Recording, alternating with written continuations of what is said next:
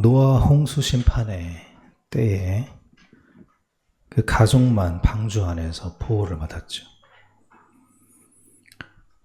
그리고 홍수 심판에서 그 가족만 살아남게 되었습니다. 그들이 홍수가 끝나고 밖으로 나왔을 때 아무도 없었죠. 자기들이 살아남았다는 그런 안도감도 있었을 것입니다. 그때 노아가 그 안도감 때문인지 포도주를 마시고 만취했습니다. 근데 하필이면 발가벗고 만취했습니다. 그 모습을 세 아들이 이제 보게 되죠. 그리고 셈과 야벳이 뒷걸음질을 쳐서 들어가서 노아를 덮어줍니다. 그 벌거벗은 모습을 덮어줘요. 근데 함은 이제 아버지의 험담을 했습니다. 노아가 깨어나서 이 사실을 알게 되었죠. 그리고 나서 사실 만취해서 발가벗은 것, 이것도 노아의 실수였고 노아가 잘한 것이라고 볼 수는 없습니다. 그런데 노아가 깨어나고 나서, 술이 깨고 나서 더 큰 실수를 하게 됩니다. 자기 손자를 저주합니다. 함의 아들 가나안을 저주하죠. 우리가 이 본문을 구속사적인 관점에서 해석을 하면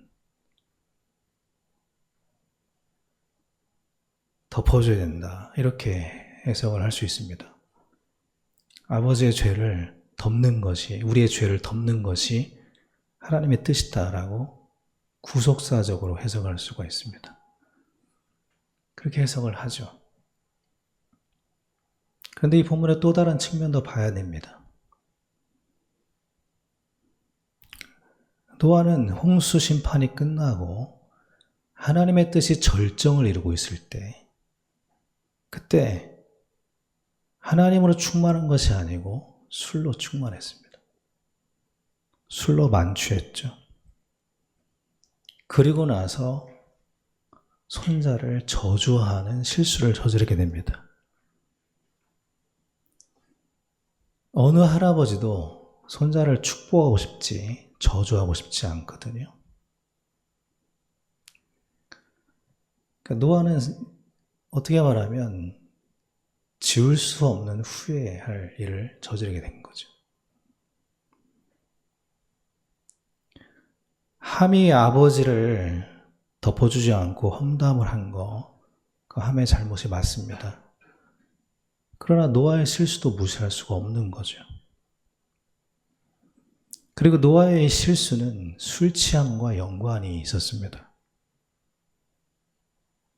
그래서 성경은 술 취함을 경계합니다. 왜냐하면 술 취하는 것은 자기를 위로하는 게 아니라 오히려 자기 자신을 망치기 때문에 그런 것이거든요. 노아는 손자를 저주함으로 자기 자신에게도 큰 상처를 입히게 되었습니다. 이 술 취함에 대해서 성경은 이렇게 말을 하는데, 이사야 29장 9절에 이렇게 말을 합니다.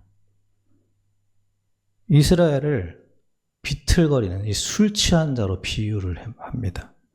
너희는 놀라고 놀라라. 취하였으나 포도주로 말미암음이 아니며 비틀거리나 독주로 말미암음이 아니며. 13절에 보면 이 백성이 입으로는 나를 가까이하며 입술로는 나를 공경하나 마음은 내게 멀리 떠났나니. 그러니까 이 술 취함을 너희들이 지금 비틀어버리고 술 취한 것처럼 너희들이 살아가는데, 무엇이 술 취함이라고 얘기를 하냐면 하나님에게서 마음이 떠난 상태, 그걸 술 취함이라고 얘기합니다. 그러니까 노아가 잠깐 안도한 거죠. 그리고 성령으로 충만해야 될 노아가 술로 충만했습니다. 그리고 저지른 실수가 자기 손자를 저주하는 거였습니다. 이 술 취함은 성도를 교만으로 이끌어가죠. 그리고 이 교만은 인생에 큰 후회를 만들어냅니다. 그래서 하나님은 바울을 통해서 이렇게 말씀하죠. 술 취하지 말고 오직 성령의 충만함을 입어라. 근데 이 본문이, 이 이야기들이, 지금까지 했던 이야기들이 오늘 본문하고 다 있습니다. 우리가 계속 반복해서 하는 실수가 있다라는 거예요. 성도가 하나님의 뜻이 절정을 이루었고 이스라엘의 회복이 절정을 이루었는데 그때마다 반복하는 실수가 있었다라는 겁니다.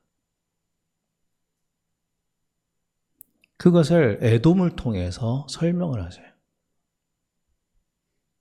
오늘 본문의 내용은 간단하게 말하면 하나님께서 에돔을 처참하게 짓밟으셨다라는 내용입니다.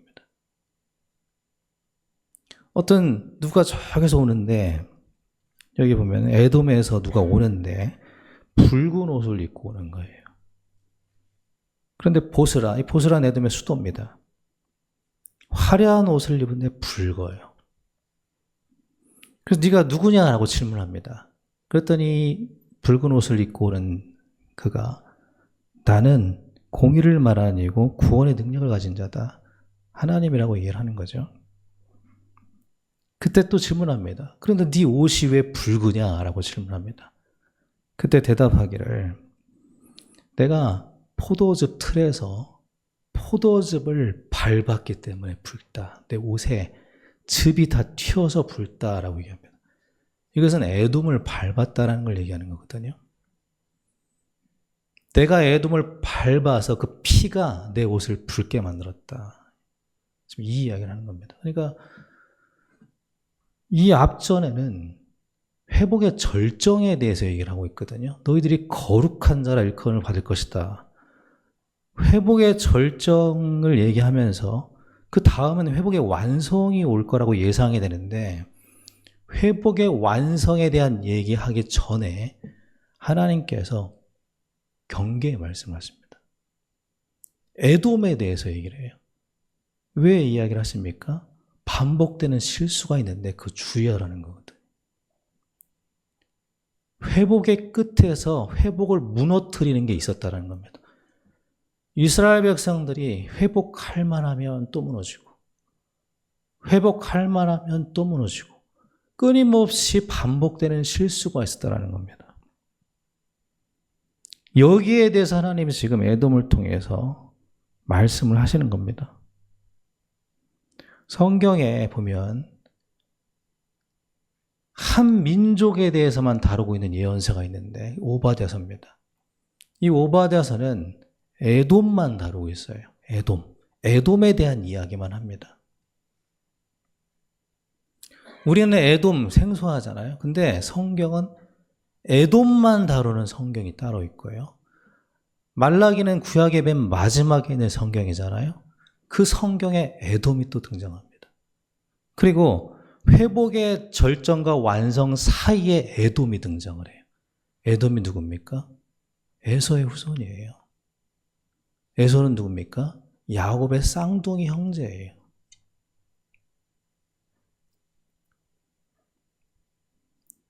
오바댜서는 에돔에 대해서 무엇을 다루고 있냐면 에돔의 교만에 대해서 다루고 있는 책입니다. 그러니까 오늘 이 본문의 말씀은 하나님께서 에돔을 처참하게 밟으셨다라는 얘기는 에돔의 교만을 밟으셨다라는 말씀입니다. 그러면 에돔의 교만의 내용에 대해서 알 필요가 있는 거죠. 교만이 뭡니까, 여러분? 오늘은 하나님이 우리에게 회복의 절정과 완성 사이에서 너희들 이거 기억해야 돼. 이 교만이 뭔지 기억해야 되고 교만 주의해야 돼. 그러면서 에돔을 가지고 얘기를 한단 말이죠. 그럼 에돔의 교만이 무엇인지 내용을 알아야 되잖아요. 오바댜 1장 3절에 보면 이렇게 기록이 되어 있습니다. 찾으실 수 있는 분은 찾아서 한번 보시기 바랍니다. 바위 틈에 거주하며 높은 곳에 사는 자예요. 네가 마음에 이르기를 누가 능히 나를 땅에 이끌어 내리겠느냐 하니 너의 마음의 교만이 너를 속였도다. 에돔이 거주하는 곳은 어디였냐면 바위 산이 있는 곳이었습니다. 그러니까 우리가 생각하는 그런 바위가 아니에요. 우리나라에서 보는 그런 바위가 아니고 여기 이곳에 있는 바위는 그야말로 절벽처럼 솟아있는 그런 바위입니다. 바위 산을 말하는 겁니다. 이때 당시 바위 산은 요새입니다. 요새. 천연의 요새. 그 요새가 에돔 사람들을 안도하게 했습니다. 어떻게 해요? 은혜가 불필요하다고 여겨지는 상태. 교만이 뭡니까? 은혜가 불필요하게 여겨지는 상태가 교만입니다.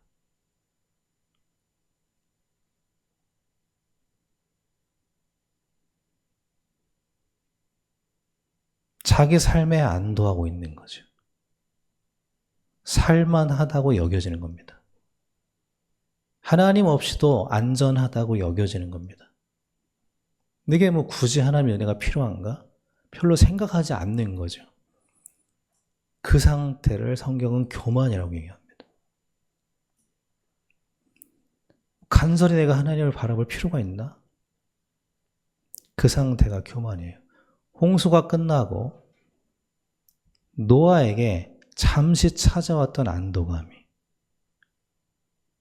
살아남았다는 안도감. 그 안도감에 술 취한 겁니다.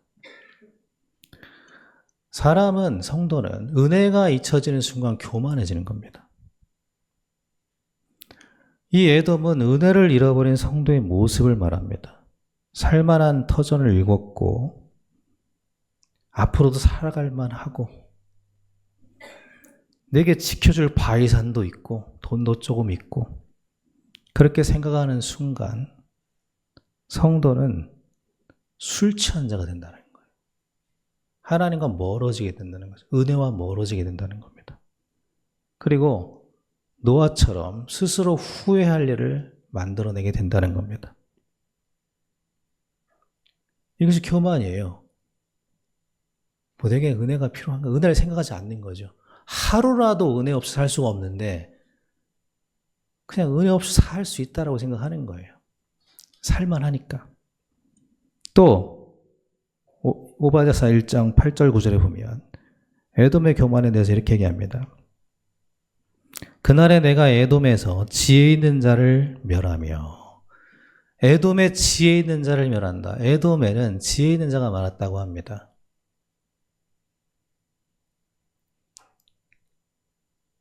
그들은 스스로를 지혜 있다라고 여겼습니다. 나는 지혜가 있어. 내가 생각하는 것은 옳아. 언제나 옳아. 스스로를 지혜롭다고 여기는 거.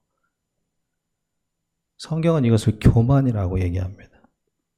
근데 진짜 지혜로운 성도는 어떻게 합니까? 언제나 하나님께 기도를 하죠. 하나님께 물어봐야 되니까. 그러나 에돔 사람들은 하나님께 기도하지 않았습니다. 물어볼 게 없는 겁니다. 왜냐하면 다 알고 있다고 생각하니까. 이렇게 살면 되니까. 넌 이렇게 살면 돼. 확신하니까. 내가 생각하고 있는 게 다 맞다라고 생각하니까 기도할 필요가 없었습니다. 스스로 해결할 수 있다라는 그 생각, 그 자만으로 채워져 있었습니다. 그래서 은혜가 필요 없다고 느끼는 상태가 교만이고 기도할 필요를 느끼지 못하는 상태가 교만입니다. 뭐 기도할 이유가 있나? 내가 이렇게 살면 되는데 이렇게 내가 살아가면 되는데. 여러분, 인간에 대해서 조금만 알면 그런 교만은 사라지죠. 인간은 철저히 의존되어 있는 존재잖아요. 땅이 무너지면 인간은 설 수 있는 자리가 사라집니다. 그가 대기업 회장이라도, 그가 박사학위를 10개 가진 사람이라도요, 땅이 무너지면 땅과 함께 꺼져야 됩니다. 그리고 공기가 없으면 그냥 흙으로 돌아가는 게 인간이에요. 인간은 철저하게 의존되어 있는 존재입니다. 그래서 성경은 하나님을 경외하는 것이 지혜의 근본이다라고 얘기합니다. 여러분, 하나님을 경외하는, 끝까지 하나님을 인정하고 하나님을 신뢰하고 바라보고 기도하는 것이 지혜의 근본이다라고 성경은 얘기합니다.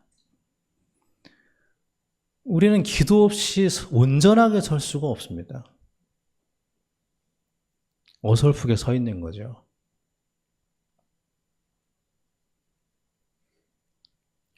또 한 가지 교만에 대해서 얘기합니다. 오바댜서 1장 10절에 이렇게 말씀합니다.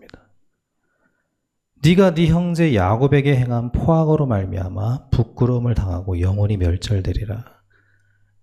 에돔이 그 형제 이스라엘에게 행한 일이 있습니다. 이것은 무엇을 말하는 거냐면, 이스라엘이 유다죠. 유다가 바벨론에게 어려움을 당할 때 에돔은 그걸 기뻐했습니다. 옆에서요. 그걸 보면서. 여러분, 남의 불행을 기뻐하는 사람 있죠?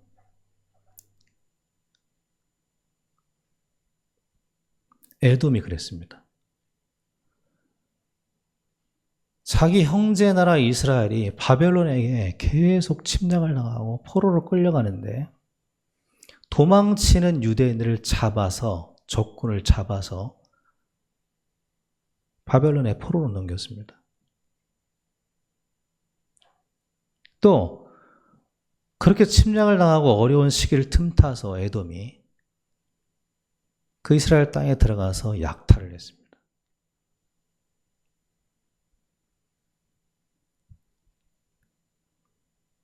그게 에돔이 저지른 짓이었습니다.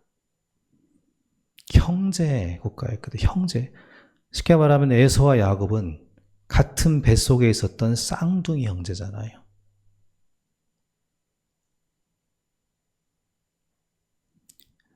형제의 불행이 나의 기쁨이 되는 그런 상태를 성경은 교만이라고 합니다. 저는 교만 그러면 그냥 하나님 떠나서 내 멋대로 사는 거, 이 정도까지만 생각했는데, 성경에는 무엇까지 교만이라고 하냐면 형제의 불행을 기뻐하는 것도 교만이래요.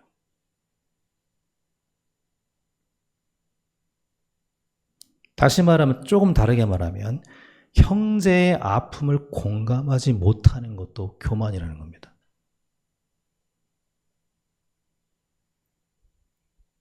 왜 그럴까요? 나는 아프지 않으니까.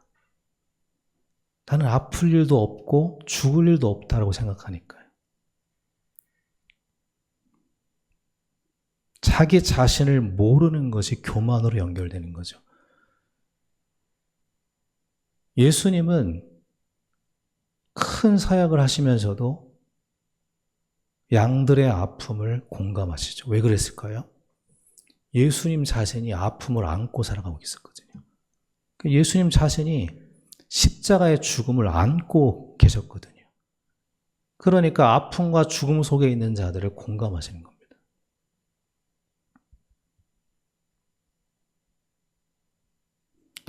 어떤 사람은 사명을 최우선으로 삼다 보니까 형제의 아픔을 가볍게 여기는 그런 바리새인 같은 사람도 있습니다.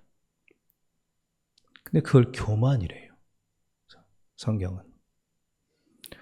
왜냐하면 주님은 이 땅에 어떤 인간보다 큰 일을 하기 위해서 오셨지만 양들의 아픔을 늘 돌보셨거든요. 그런 면에서 저는 이런 생각이 들었습니다. 나는 정말 오랫동안 참 교만하게 살아왔구나. 사명이라는 큰 일로 양들의 아픔을 가볍게 여기는, 이게 교만이래요. 오늘 우리가 돌아봐야 될 게 있습니다. 만약에 노아가 한 번이라도 내가 술 취한 것이 잘못이구나를 돌아봤다면 손자를 저주한 일은 없었을 것 같아요. 내가 잘못한 거지. 돌아봤다면요. 후회할 선택은 안 했을 것 같습니다. 그래서 성경은 돌아보게 하는 겁니다. 하나님은 에돔을 통해서 우리를 돌아보게 하는 거예요. 회복의 절정, 이 회복의 때에 잊지 말고 돌아보라는 겁니다. 자꾸만 무너짐을 반복하는 이스라엘 향해서 돌아보라는 겁니다. 교만하지 말라는 겁니다. 교만은 내가 대적하는 거다. 내가 밟는 것이다. 뭐를 돌아봐야 됩니까? 우리는 여전히 하나님의 은혜가 필요하다는 사실을. 우리는 여전히 기도하며 살아야 된다는 거예요. 우리는 형제의 아픔을 돌아보고 공감하며 살아야 된다는 겁니다. 나도 아플 수 있고 나도 죽습니다. 아프지 않고 죽지 않는다는 착각, 그게 우리를 교만하게 만드는 거죠. 그래서 5절에 보면, 63장 5절에 보면 하나님께서 이렇게 말씀하십니다. 내가 본즉 도와주는 자도 없고 붙들어주는 자도 없으므로 이상하게 여겨 내 팔이 나를 구원하며 내 분이 나를 붙들었습니다. 나를 도와주는 이가 없다. 이 말은 하나님께서 홀로 에돔을 밟으셨다라는 말씀을 하시는 겁니다. 이스라엘 백성들을 에돔으로부터 구하실 수 있는 분은 하나님밖에 없다라는 말씀을 하는 거예요. 우리가 교만해질 때, 교만 때문에 무너질 때 우리를 다시 구원해내실 수 있는 분은 하나님의 은혜밖에 없다는 얘기입니다. 그래서 오늘도 우리는 은혜를 잠시도 잊어서는 안 되는 겁니다. 우리를 다시 건져내시는 분은 하나님밖에 없기 때문에 우리는 기도 없이 살 수 없는 존재임을 잊어서는 안 됩니다. 그리고 형제의 불행을 기쁨으로 삼아서도 안 됩니다. 우리가 성숙한 예수님의 마음으로 형제를 위해서 중보하는 우리 교회가 되어야겠습니다. 하나님은 지금 우리를 회복의 절정으로 이끌어가고 계시면서 이 말씀을 하고 계십니다. 에돔의 교훈을 기억하라. 은혜를 잊지 말아라. 기도를 쉬지 말아라. 형제의 아픔을 함께 나누라. 그러면 우리를 회복의 완성으로 이끌어 가신다는 거예요. 그 뒤에는 회복의 완성에 대한 얘기겠죠. 회복의 완성은 새하늘과 새 땅, 하나님 나라입니다. 간단하게 말하면 성도가 성도다워질 때 우리가 누리는 것이 하나님의 나라라는 얘기입니다. 성경은 모세에 대해서 이렇게 평가하죠. 모세는 온유한 사람이었다. 온유는 하나님 말씀을 향한 갈망입니다. 죽기까지 하나님 말씀을 사모하는 마음의 태도가 온유해요. 이걸 조금 풀어 얘기하면 모세는 하나님의 은혜를 죽을 때까지 사모했습니다. 죽을 때까지 하나님과 대화하며 기도하는 사람이었어요. 죽을 때까지 형제들을 위해서 살았던 사람이 모세입니다. 우리 교회가 이와 같이 온유하고 겸손한 교회가 되길 바랍니다. 그래서 우리 남은 인생에 하나님께서 깃발 든 자로, 빛을 발하는 자로, 하늘의 별과 같이 가치 있는 교회와 성도로 우리 남은 인생을 세워가는 참된 회복을 누리는 우리 모든 성도님들 남은 인생 되기를 예수님의 이름으로 축원합니다.